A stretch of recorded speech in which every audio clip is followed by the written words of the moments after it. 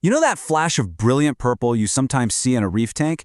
Chances are that's an Orchid Dottyback. But believe me, there is so much more to this fish than just its incredible color. In this explainer, we're going to dive deep and unpack everything you need to know to make this little gem really truly thrive in your tank. You know, the source material just hits the nail on the head with this description.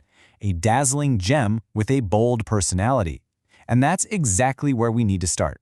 This is not just some pretty fish that swims around passively. No, this fish has real character.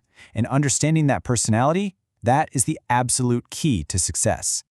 So let's get down to the nitty-gritty. Its scientific name is Pseudochromis fridmani, and you can only find it in the Red Sea. Now here's the really cool part. It's technically labeled semi-aggressive, but in the world of dottybacks, which, let's be honest, has some real thugs in the family, this one is practically a model citizen.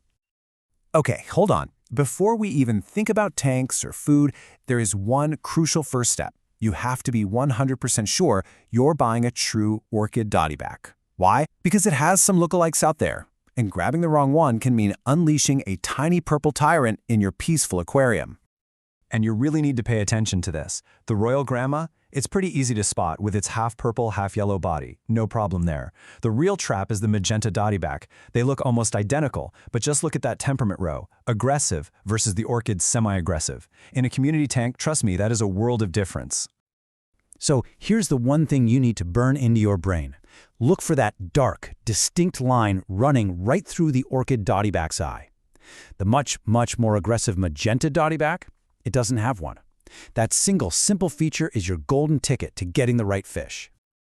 All right, you did your homework. You got the right fish. Awesome. Now, let's build on that success and give it the perfect home. Okay, this is one of those things you see argued about all the time online. The advice is all over the place. So let's just settle it once and for all. How much space does this little 3-inch fish actually need to be happy? Well, this chart kind of breaks it all down for us. A 10-gallon, just don't. It's not ideal. It's going to cause stress, and that's when you see that territorial side come out. 20 gallons is, advisable. But 30 gallons, that's the sweet spot. That's where it has enough room to claim a little territory without feeling like it has to fight for every inch. So bottom line, there's your answer. Sure, you can keep one into 20, but if you want a relaxed, peaceful community tank, 30 gallons or more is absolutely the way to go. Now beyond just tank size, a few other things are non-negotiable. This fish is what we call cryptic, which is a fancy way of saying it loves to hide. You need complex rockwork with tons of caves and crevices for it to feel secure. And that second point about the lid, that's not a suggestion. These fish are Olympic-level jumpers. A tight-fitting lid is the only thing between you and a very sad carpet fish. And now for the million-dollar question, right? Who can actually live with this guy? When you're talking about the Orchid Dottyback, choosing the right neighbors is everything. So what does semi-aggressive even mean? Let's break it down. It means the Orchid Dottyback is going to pick a spot, usually a favorite cave, and that's its home. It will defend that spot. But here's the important difference. Unlike its truly nasty relatives, it's not going to swim across the tank just to pick a fight with a fish that's minding its own business.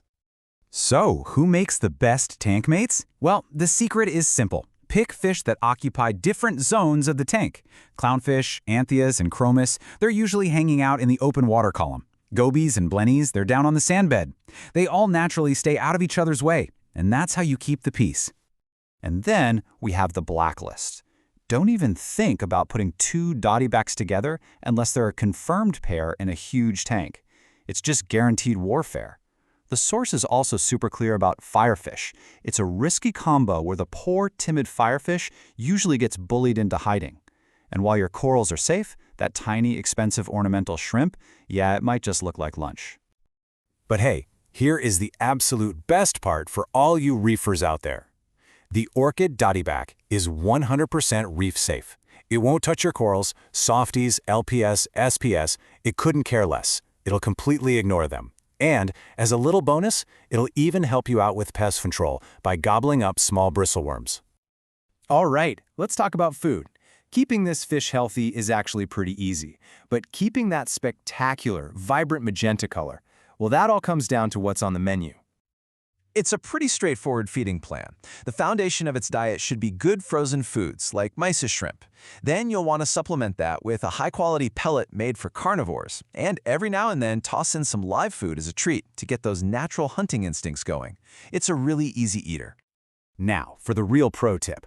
The secret to that mind-blowing color? The pigment that makes it so purple is called astaxanthin. But here's the catch, and it's a big one. Not all astaxanthin is created equal.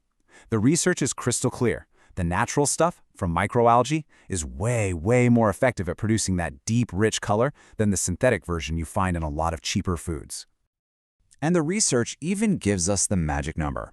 A diet that contains 100 parts per million of natural astaxanthin is what gets you that incredible commercial-grade color that just pops. So yeah, it's time to start reading those food labels. Okay, for all you advanced hobbyists out there, let's talk about going next level. Breeding. It's definitely more doable than with a lot of other marine fish, but don't get me wrong, it is far from easy. There's a real challenge here. So, what's the biggest problem? It's not actually getting them to spawn. The real issue is something called filial cannibalism. And in plain English, that means the parents eat their own eggs. Yeah, super frustrating. Just get a load of this number. In typical warm water breeding setups around 28 degrees Celsius, breeders see an average cannibalism rate of 59%. That means well over half the eggs get eaten by mom and dad before they even have a chance to hatch. But now, check this out. When researchers just dropped the temperature a few degrees to 25 Celsius, that cannibalism rate plummeted all the way down to just 18.5%.